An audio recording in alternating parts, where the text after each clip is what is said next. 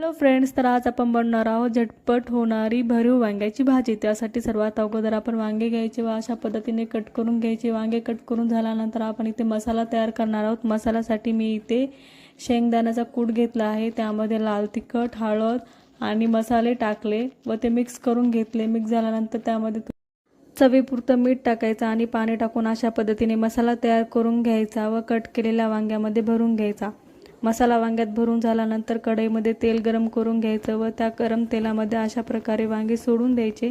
लालसर होईपर्यंत भाजून घ्यायचे। भाजून झाल्यानंतर त्यामध्येच थोडंसं आले लसूण पेस्ट टाकायची आणि आपण बनवलेला मसाला टाकायचा आणि तेही छान असा भाजून घ्यायचा। भाजून झाल्यानंतर त्यामध्ये आपल्याला पाहिजे तेवढं पाणी टाकायचं आणि कोथिंबीर टाकून अशा प्रकारे आपली वांग्याची भाजी तयार झाली आहे। बघू शकता किती छान अशी तयार झाली आहे। खूप झटपट आणि खूप सोप्या पद्धतीने